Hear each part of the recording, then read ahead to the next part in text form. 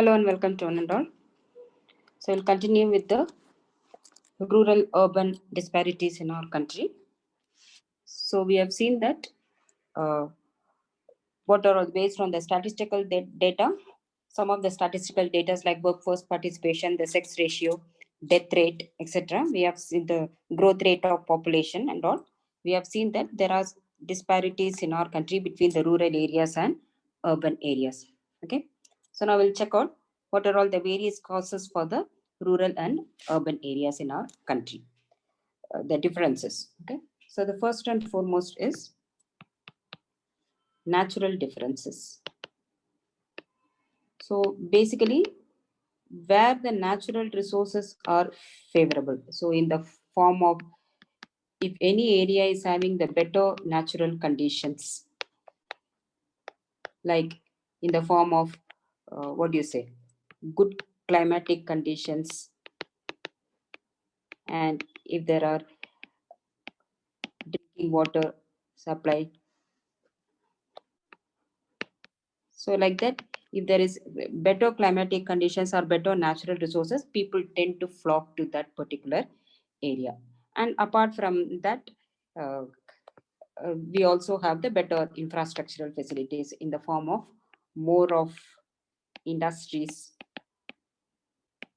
better educational and health facilities.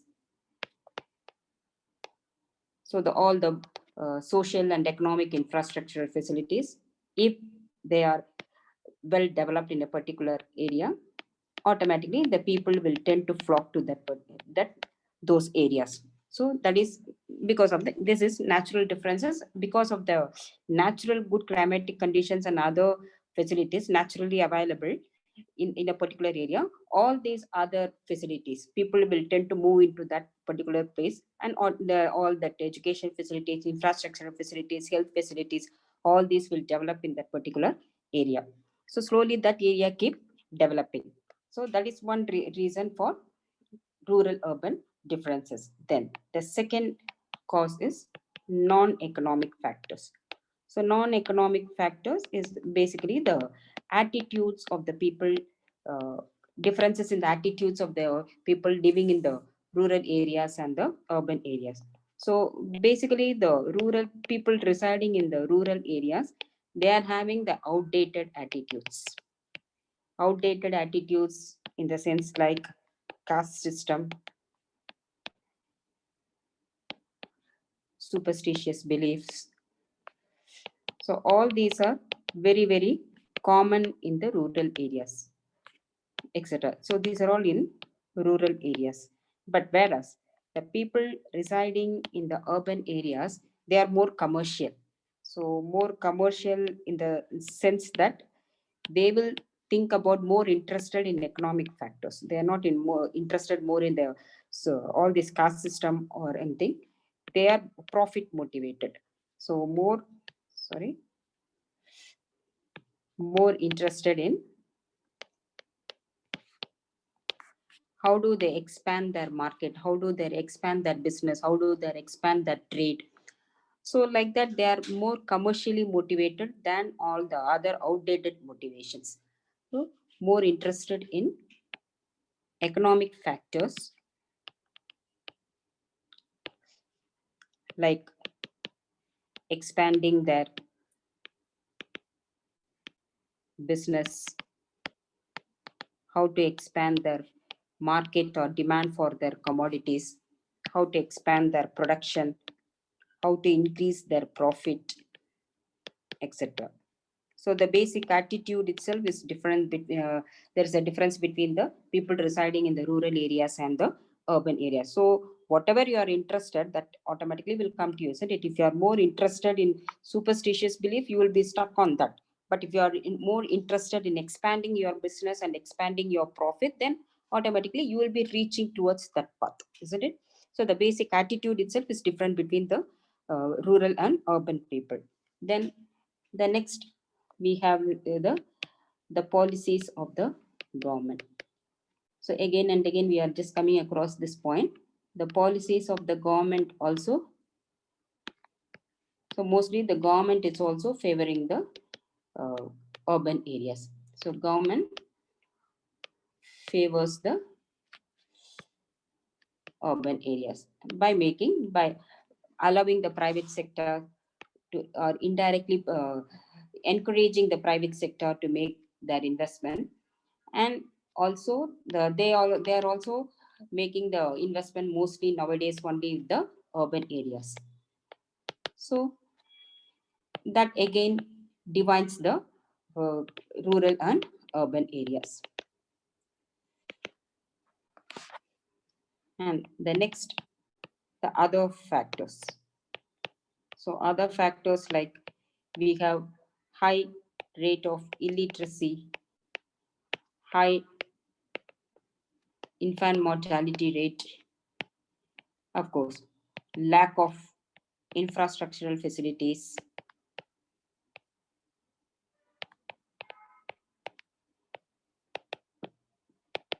and no permanent job for the people living in the rural areas, no guarantee of wages. So all these other factors makes the people migrate from rural area to urban area. So all these are making the rural areas, I mean rural areas are slowly developing compared to the development happening in the urban areas. Okay, these are all just some of the reasons for the differences between the rural and urban areas. Okay,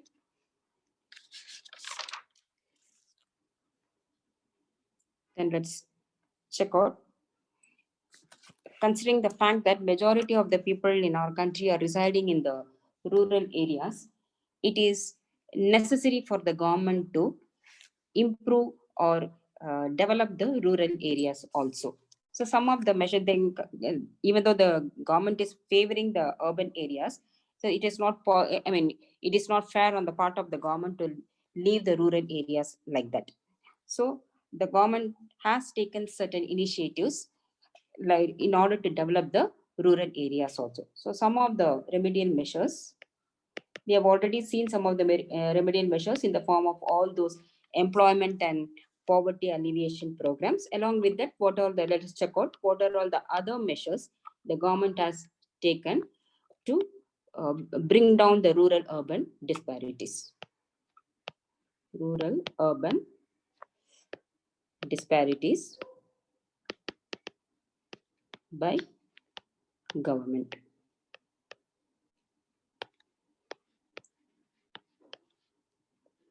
So the first, what the government has done is that there is some program called as the government initiated a program called as the Bharat Nirman program. So this program, it is an, what do you say? It is an Indian business plan for creating rural infrastructure. Okay, so so this program, it comprises of, so there are basic infrastructural facilities included. Five infrastructural facilities are included in this project. So it is on a time-based manner. Within the government has set a target within 4 years. I mean, there certain targets have to be achieved by the government. So it comprises of first one, irrigation. Like within this 4 years, so and so acres of land have to get that irrigational facilities. Then the next, it, development of roads. So there's a project for this. The government initiated a project called as the Pradhan Mantri Gram Sadak Yojana. So within the 4-year period, certain kilometers, they have to be provided connectivity of roads within all the villages. So like that, the government fixed certain targets. And drinking water supply. So how much connections have to be given this 4-year period of time. So this is water supply. This is under the program called as the National Rural Drinking Water Program. So for all these things, the government has fixed a target. It's a time-bound program. Okay, that's what basically 4 years is the target. Within that 4 years, the targets have to be achieved. So, rural electrification. So, how many houses have to be provided with electricity within this 4-year period? So, this is under the project called as the Rajiv Gandhi Gramin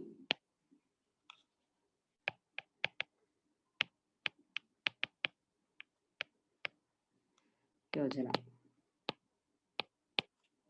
And finally, telecommunication, including the internet services and all, have to be provided in the rural area.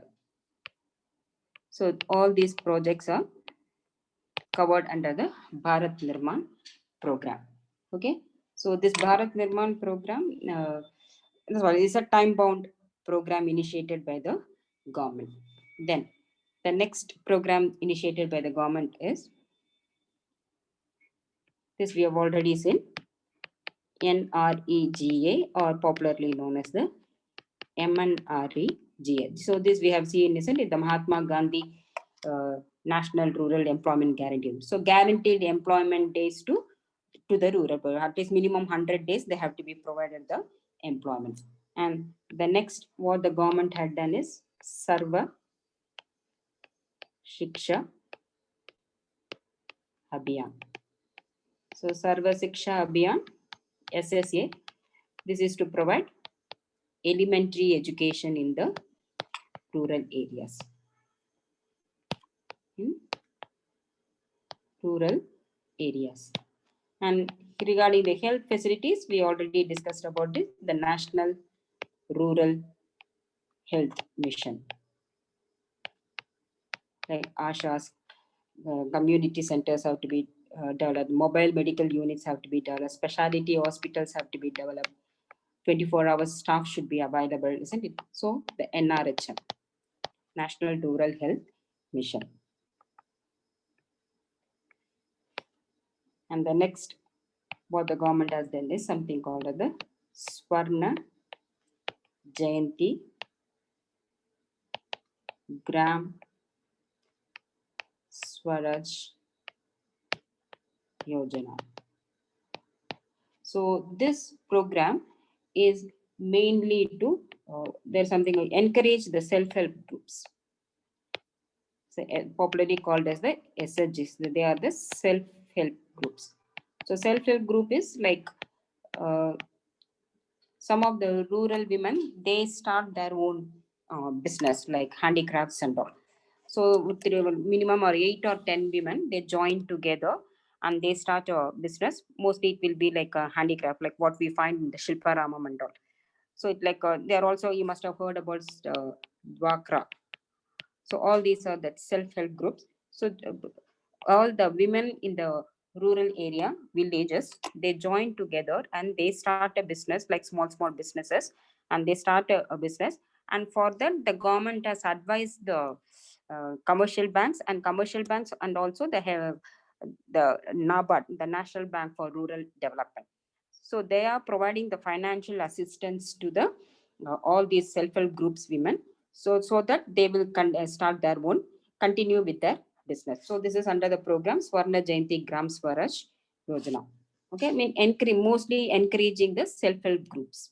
Okay, so the name itself says it is a self-help groups. And the next one is the government started the National Social Assistance Program. So this program, I mean, it is a centrally sponsored program by the government of India. So it provides financial assistance to the old people, old and elderly people, widows, persons with some kind of disabilities.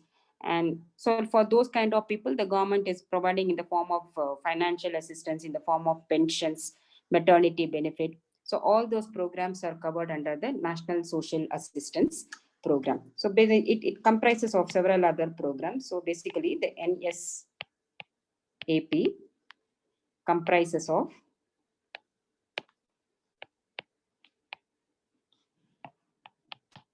so then the National Old Age Pension Scheme. So this is for the old age people living in the rural area, some kind of financial assistance in the form of pension. And the next one it covers is the National Family Benefit Scheme.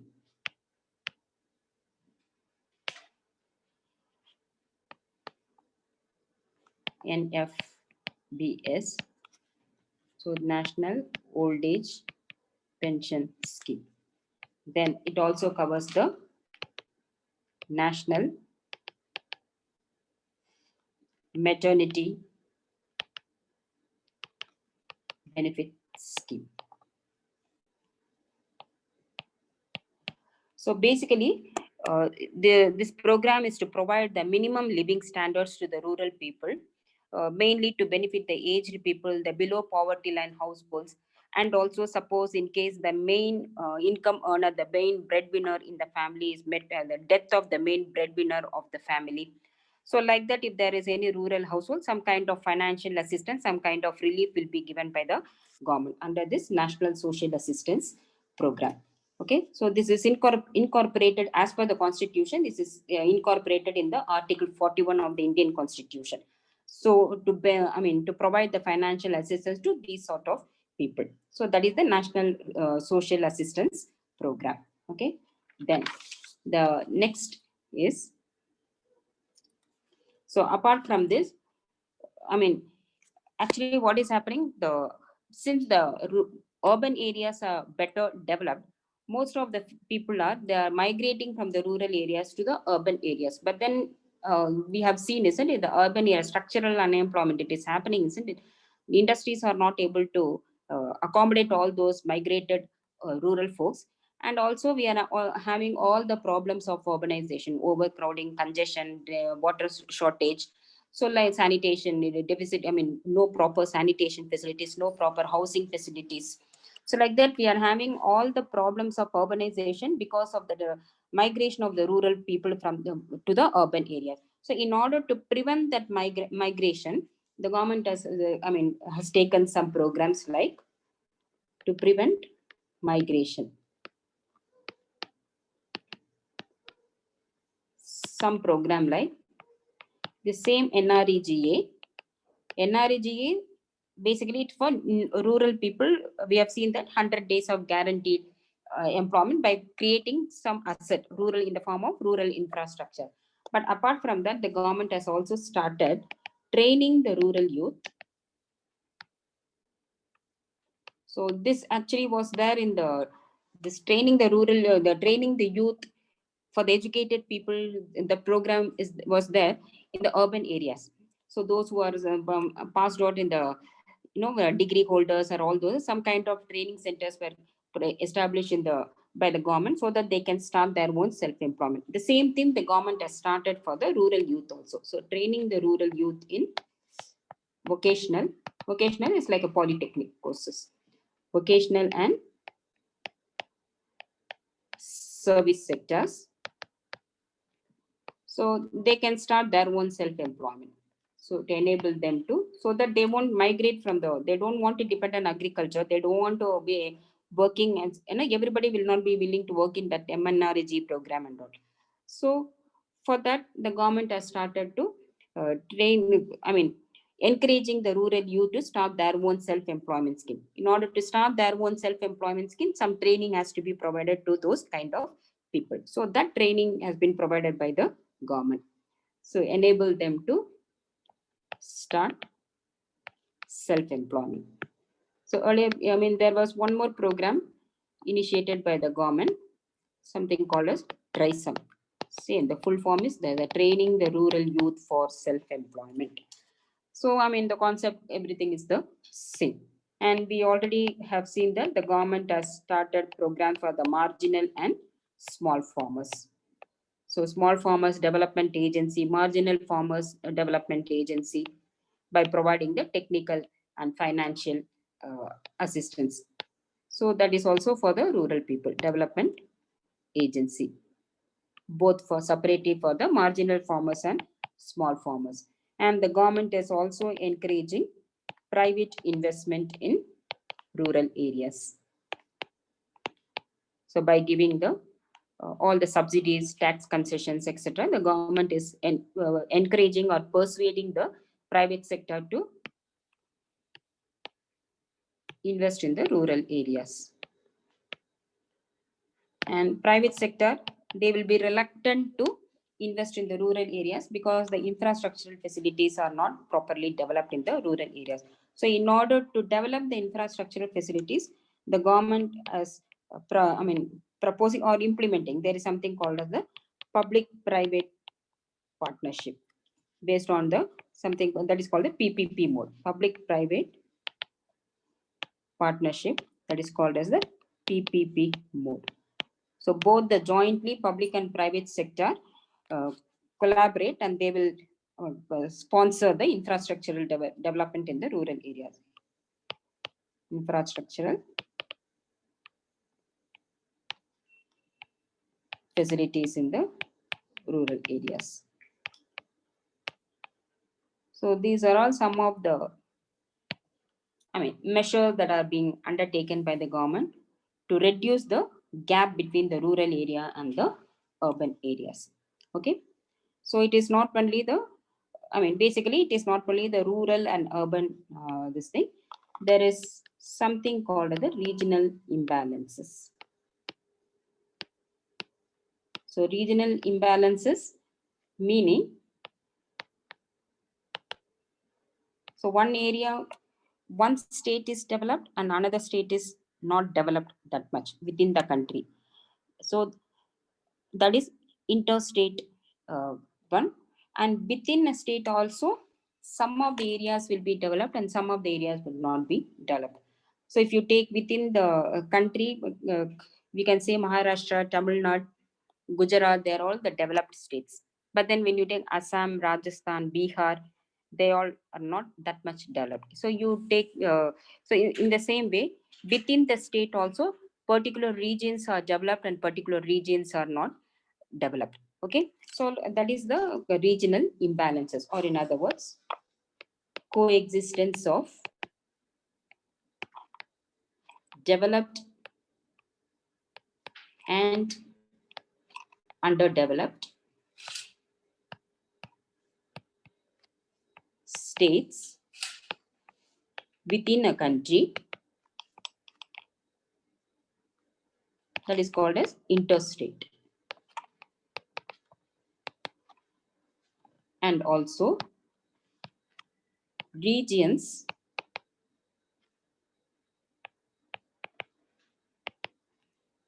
within a state, like intrastate, is known as regional imbalances.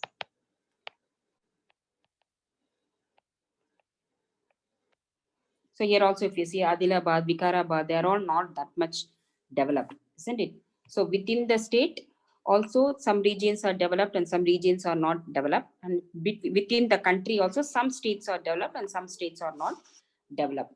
So that is what is called as the regional imbalances. So now how do we know that, on what criteria we are saying that there are regional disparities existing in the country? So that's, for that we need certain indicators, isn't it? So indicators of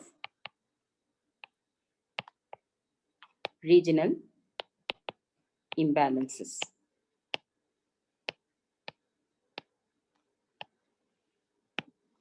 So first, based on the per capita income. So per capita income, or in other words, this is the or net state domestic product. Just like GDP, we have the NDP, net domestic product. It is for the entire country.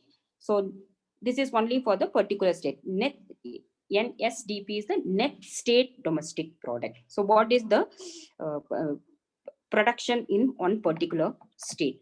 That is what the NSDP indicates. Okay, either the, just like we are having the NDP and per capita income, isn't it? This is the same thing like NSDP. This is only for one particular state.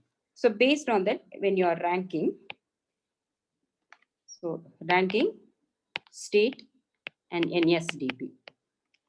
So the top ranks the first and second. First goes to Delhi. So Delhi with the NSDP of rupees 2,62,682. And second, Haryana. And of course, this keeps changing year after, but then more or less the within the top 5 states or top 10 states, they will just jumble between themselves. That's all. It is not that you can categorize. These are all the states that are the highest ranking, and these are all the states come under the bottom category. So if all the indicators, only the same states will be in the top category. The same states will be in the bottom category. So 1,57,648. So these two highest ranking. Now when you come to the bottom, lowest ranking, in the lowest ranking, the bottom most is Bihar. So Bihar, the NSDP of 28,101. And the second, the next one followed UP. I mean, this is from the bottom, rupees 41,082. So these two are the lowest, and these two are the highest. So this is so you can see that highest is Delhi and lowest is Bihar. So this is as per the data 19. I mean, all this periodically when you check, the same condition is prevailing. 1999, 2000, 2011, 12. So intermittently, whenever the survey is being conducted, so the same situation is prevailing. Always the Bihar happens to be at the lowest level. 2017, 18. So you can see that this is almost the latest one. Okay. So this is as far as the per capita. Okay, you can see the difference. So there are regional imbalances existing in the country based on the indicator of net state domestic product. Okay. Now the next indicator, what is the extent of poverty? So we know for the country as a whole, it's 22%. But each state differs. In some states, the poverty levels are high. Some states more than the national average, more than 22%. Some states, it will be lesser than the national average. So based on the poverty levels,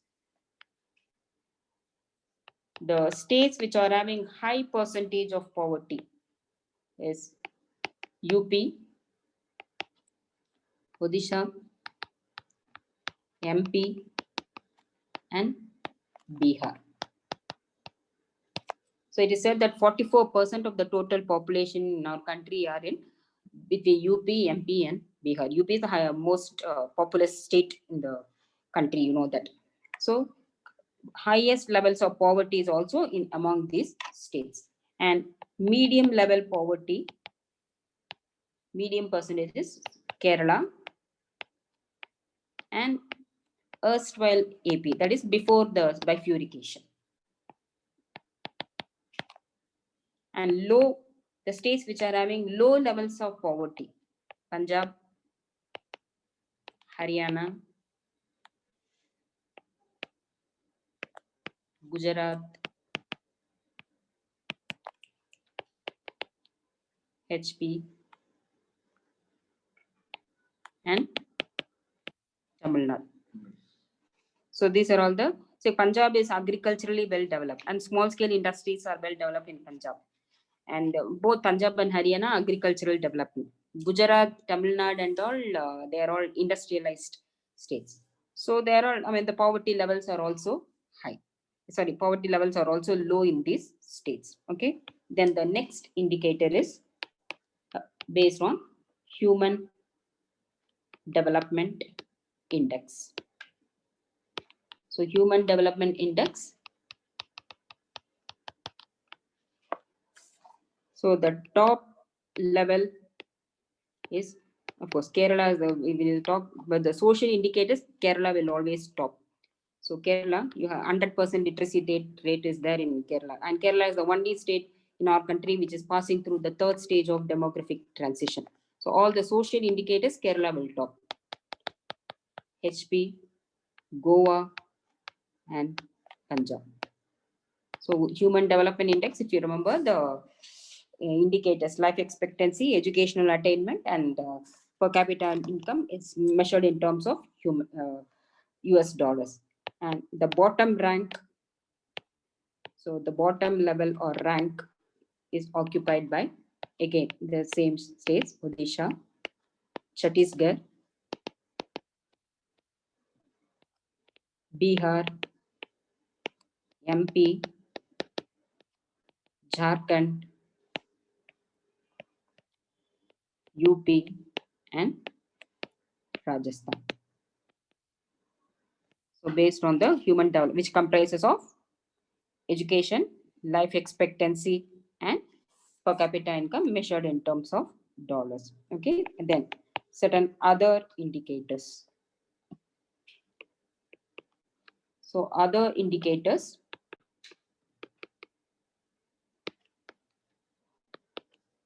for example, agricultural development. So agricultural development, obviously Punjab and Haryana. And when you talk about the industrial development, I mean, these are the top. Okay. Industrial development, the topmost is Maharashtra. Most of the industries are concentrated in these states, Gujarat, Tamil Nadu. In fact, 2/5 of the total industrial output is, and the value added is contributed by Maharashtra, Gujarat, and Tamil Nadu, and also Karnataka. And the extent of urbanization. So the more the urbanization, more developed. The industries are developed, automatically urbanization will also be developed. So the urbanization, high in the sense that these are all the states which is the urbanization is ranging between 35% to 50%. So within this range, the states which are having the high urban population is Maharashtra with 45%, Tamil Nadu with 48%, Gujarat again with 42%, Karnataka 38%, and Punjab with 37%. So these are all the states which are having the high urban population. And the low urban population, that is the states which are having the urbanization is ranging between 10% to 25%, low urbanization. So again, we have Bihar with only 11% urbanization, Odisha with 16% urbanization, Assam 14%, Himachal Pradesh 10%, and UP, the most populous, but still it's only having the urbanization is only to the extent of 22%. So these are all the states which are having low urbanization. So low urbanization, the development is lesser. They are still backward. And the next indicator is per capita consumption and availability of electricity. So electricity consumption and electricity generation is also considered as one of the indicators of development. So high consumption is again in the states of Punjab, Tamil Nadu. Of course, Tamil Nadu, Maharashtra and all, they are industrialized states. Punjab, small scale industries are more, and also agricultural development there. Okay, so all the modern methods. So these are all the states which are having the national average of per capita availability of electricity is somewhere around 938.1 kilowatts per capita. These are all the states which are having more than the national average. And the low consumption and availability of electricity is again UP and Bihar. And finally, there is deposit mobilization. So deposit mobilization, that is percentage of bank deposits. So which are all the states? There is the financial institutions are well developed, and if people have to deposit their money in the income in banks, that means they should have confidence, isn't it? So percentage of bank deposits high in Delhi and Maharashtra,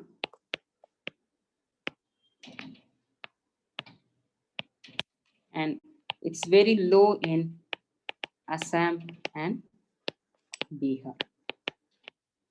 So these are all some of the indicators that say that these are all the states developed, and these are also not developed. So finally, what we are finding, there are states like Tamil Nadu, Maharashtra. On the whole, if you see Tamil Nadu, Maharashtra, Gujarat, Punjab, Haryana, and Karnataka. So they all come under the developed states, well-developed states. And if you see Kerala, so Kerala comes under the, and this erstwhile AP, they all come under the medium developed states. But when you say the low developed state, Assam, Bihar, Rajasthan, Odisha, UP, like that, they all come under the low developed states. So this indicates that there are regional disparities existing in our country. Okay, so in our next class, we'll check out what are all the reasons or what are all the causes for regional imbalances in our country. Okay, so if you find this video useful, please like, share, and subscribe. If you have any doubts, please don't fail to mention in the comment box. Okay, so until my next class, next video, take care. Bye bye.